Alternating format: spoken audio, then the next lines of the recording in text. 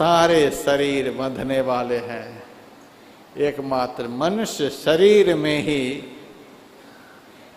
एक ऐसा द्वार है। आहा, उस द्वार में यदि कोई प्रवेश कर जाए तो समग्र संसार के विषय के बंधन एक ही क्षण में समाप्त हो जाए। मोक्ष कर द्वारा, वह द्वार कहाँ है? मनुष्य के शरीर में वह द्वार कहाँ है?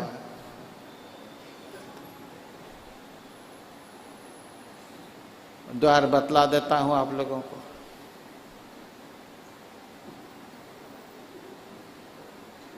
शिव जी कहते हैं, शिरः कपाले रुद्राक्ष विवरम चिंतयेद यदा तदा ज्योति प्रकाश स्याद विद्युत पुंज समप्रभः एतत् चिंतेन मात्रेण पापानां संक्षयो भवेत् दुराचारो भी पुरुषो लभते परमं पदम। शिरः कपाले रुद्राक्ष, गर्दन से ऊपर वाले भाग को सिर कहते हैं। सिर में जहां बाल नहीं है उस स्थान को कपाल कहते हैं। तो आंख से ऊपर का भाग जो है वह कपाल कहलाता है। कहते हैं कपाल में सबको रुद्राक्ष है। जितने यहां बैठे हैं सबके कपाल में रुद्राक्ष है। सिरः कपाले रुद्राक्ष। रुद्राक्ष का क्या अर्थ होता है? ये देखिए, माला पहने, कहीं ऐसा अर्थ ना आप लोग लगा लीजिएगा। सबके माथे पर रुद्राक्ष है। देखिए तो दर्पण में। रुद्राक्ष का क्या अर्थ होता है? रुद्र का अर्थ शिव होता है, अक्ष का अर्थ नेत्र होता है। सबके कपाल में रुद्राक्ष है, शिव नेत्र है।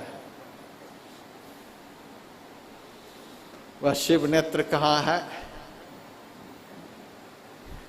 भागे बिंदुमयी शक्ति ललाटस्य तो मध्य में बिंदु मध्य च जीवात्मा सूक्ष्म रूपेण वर्तते।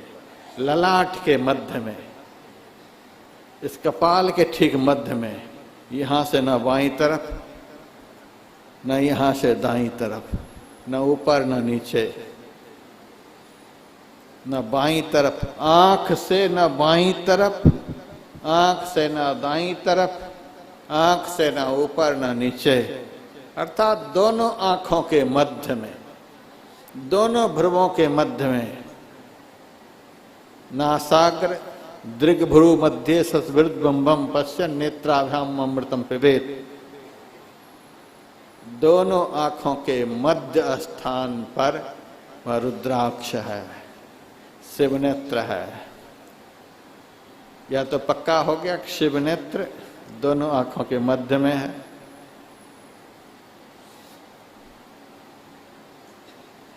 अब द्वार कहाँ है?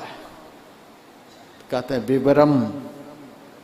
रुद्राक्ष के ठीक बीचों बीच धागा घुसाने के लिए छेद होता है। तो दोनों आंखों के मध्य में जो एक तीसरी आंख है, उस आंख के मध्य में छेद है। रुद्राक्ष के दाने के ठीक बीच में छेद होता है, अगल बगल नहीं। उसी तरह से दोनों आंखों के मध्य में जो तीसरी आंख है, उस आंख के मध्य में छेद है। आंखी मध्य पाखी चमके, पाखी मध्य द्वारा तहि द्वारे दूरबीन लगाओ उतरो भवजल पारा। आंखी मध्य पाखी चमके, आंख के मध्य में पक्षी चमक रहा है। जैसे पक्षी एक जगह से दूसरी जगह उड़ करके चला जाता है, उसी तरह से हमारी आंख में जो अभी रोशनी है, जब एक दिन हमारा शरीर नहीं रहेगा तो वह रोशनी गायब हो जाएगी। लगता है कि वह रोशनी उड़ गई, इसलिए उस रोशनी को पक्षी की संज्ञा दी गई है। आंखी मध्य पाखी चमके। जिंदा आदमी का फोटो आप खींचिए, आंख के बीचों बीच एक सफेद दाग दिखाई देगा। मुर्दा आदमी का फोटो लीजिए, उसमें सफेद दाग नहीं दिखलाई देगा। क्या मतलब हुआ? वह सफेदी क्या है? वह प्रकाश है। जब तक हम जीवित हैं तब तक आंख में प्रकाश चमक रहा है, उसी प्रकाश से हम दुनिया को देखते हैं। सूरदास की आंख में वह प्रकाश नहीं दिखलाई देता है। वह नारी अवरुद्ध हो गई है, जिस नारी होकर के प्रकाश बाहर निकलता है। आंखें मध्य पाखी चमके, आंख के मध्य में पक्षी चमक रहा है, रोशनी है। तो आंख होकर के रोशनी आ रही है, रास्ता है, तभी तो रोशनी आ रही है। तो दोनों आंखों के मध्य में तीसरी आंख है, उसी आंख को रुद्राक्ष कहते हैं। और रुद्राक्ष के मध्य में, उस आंख के मध्य में विवर बना हुआ है, रास्ता बना हुआ है। वह रास्ता है कैसा? आंख के मध्य में रास्ता है। रास्ता तो जरूर मानना पड़ेगा। हमारी दोनों आंखों होकर के रोशनी निकल रही है। जब आंख को बंद कर लेते तब तो रोशनी नहीं निकलती, तब तो कुछ नहीं दिखलाई देता है। आंख बंद कर लेते हैं, पलक को बंद कर लेते हैं, तो रोशनी बाहर नहीं निकल पाती है, तो हमें कुछ नहीं दिखलाई देता है। पलक को उठा लेते हैं तो दिखने लग जाता है। इससे सिद्ध होता है कि आंख के मध्य में रास्ता है, तभी तो रोशनी बाहर निकलती है तो कुछ देखते हैं। जो आंख बाहर में दिखलाई दे रही है, उस आंख के रास्ता को आप एक्सरे करवा करके देखिए तो किसी भी एक्सरे में रास्ता आ जाए? नहीं आएगा। रास्ता तो है, यह तो मानना पड़ेगा। आंख बंद करते हैं, पलक बंद करते हैं तो कुछ नहीं दिखलाई देता है, यानी वो धारा नहीं निकल पा रही है। आंख खोल देते हैं तो सब कुछ देखने लग जाते हैं, वो धारा बाहर निकल गई। तो रोशनी बाहर निकलती है, फिर भीतर चली जाती है, रास्ता है। दुनिया के किसी भी यंत्र में वह रास्ता नहीं दिखेगा। जो आंख प्रत्यक्ष में दिखलाई दे रही है, उस आंख के मध्य में जो रास्ता है, वह रास्ता नहीं दिखलाई देता है। तो जो आंख हमें दिखलाई भी नहीं दे रही है, उस आंख के मध्य में जो रास्ता है, उस रास्ता को हम कैसे देख लेंगे? वह रास्ता बहुत सूक्ष्म है। कितना सूक्ष्म है? हमारे गुरुदेव के एक गुरु भाई थे, उनका नाम था धीरज लाल गुप्त।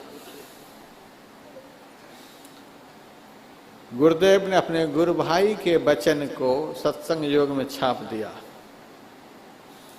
वचन है, राह गई है बड़ी झीनी है साधो, नैन नगर से। आंख बंद करके जो हम अंदर में शून्य देखते हैं, इस शून्य का ही नाम है नैन नगर।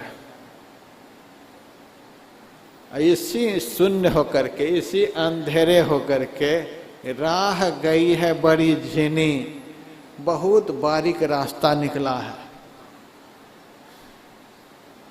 कितना बारीक है? सहस भाग एक बाल बराबर, धार धरहु लवलीनी है साधो। एक बाल के 1000वां भाग के बराबर रास्ता जो है, एक बाल के 1000वां भाग के बराबर।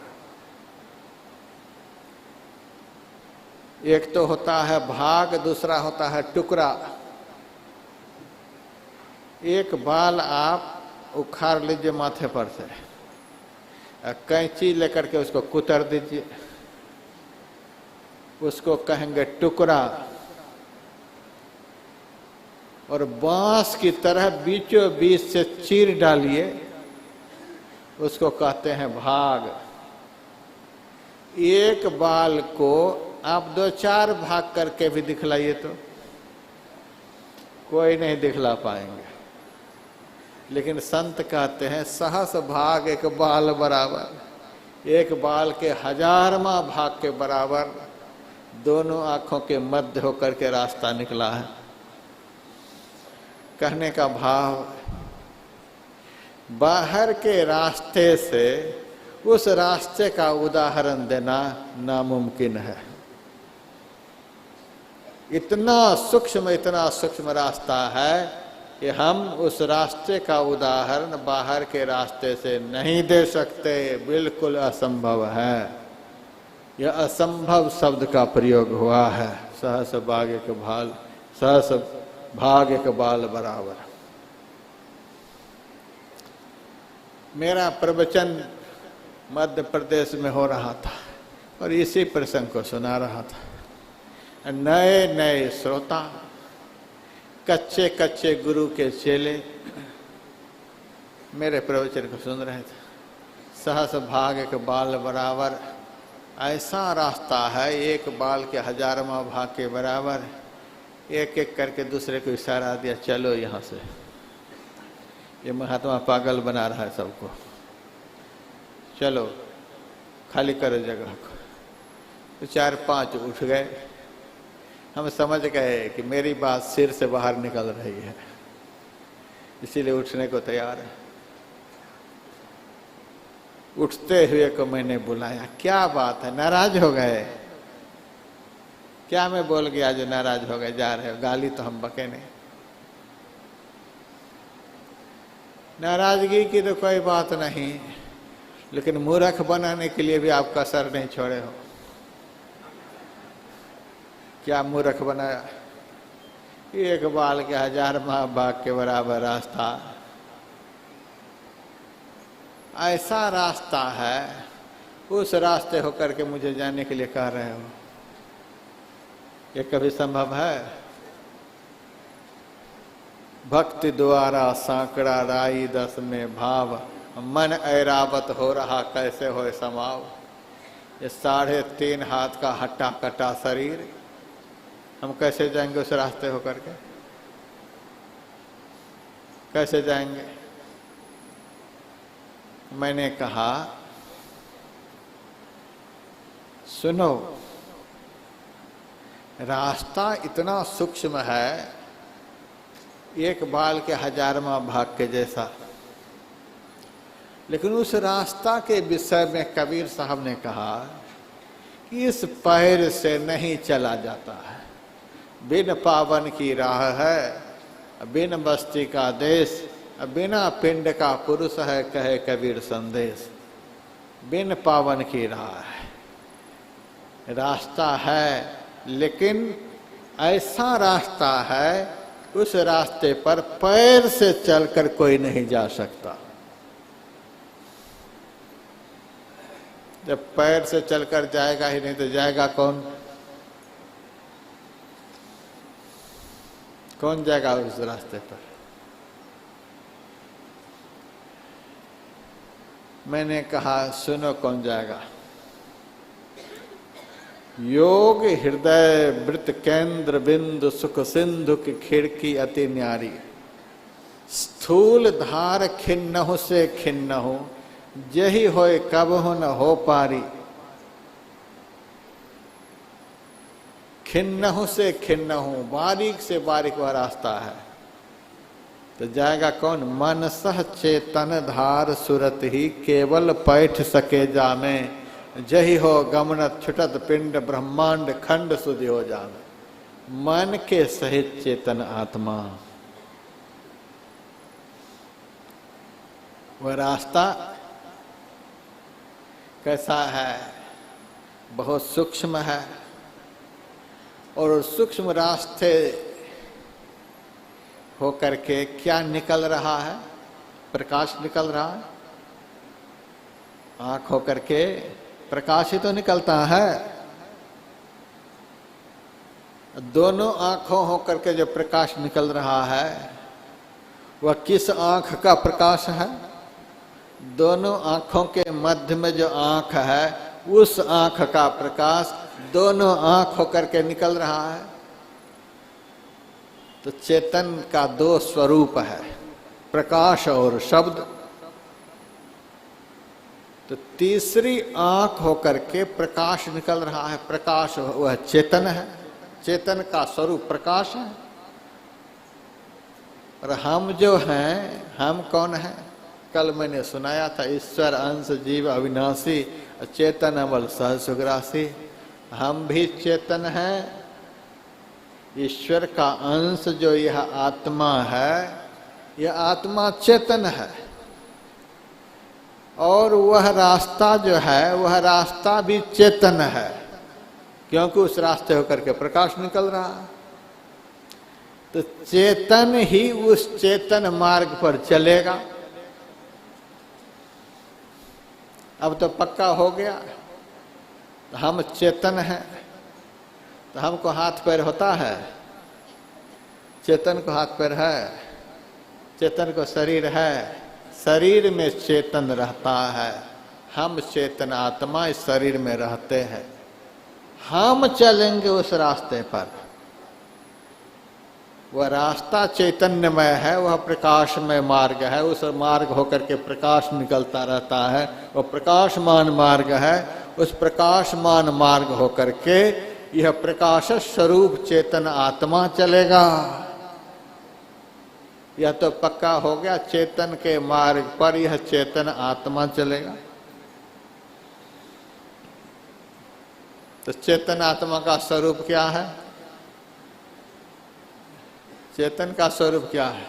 रास्ता तो बताया कि एक बाल के 1000वां भाग के बराबर। और जो उस मार्ग पर चलेगा वह चेतन कितना सूक्ष्म है, उसके लिए ध्यान बिंदु उपनिषद में लिखा हुआ है, वालाग्र सत सहस्रम तस्य भागस्य भागिनः तस्य भागस्य भागार्धम तत्क्षयतु निरंजनम। रास्ता है 1000 भाग के बराबर, और उस रास्ते पर जो चेतन चलेगा वह चेतन कैसा है? एक बाल के 100,000 भाग करने पर फिर जो उसका आधा भाग होगा, फिर जो उसका आधा भाग होगा, फिर जो उसका आधा भाग होगा, वह चेतन का स्वरूप है। तो हम काहे के लिए घबराते हैं? हम कैसे चलेंगे उस रास्ते पर? हम तो इतने सूक्ष्म हैं कि हमारे सामने वह रास्ता बहुत स्थूल है, खूब आराम से हम जा सकते हैं।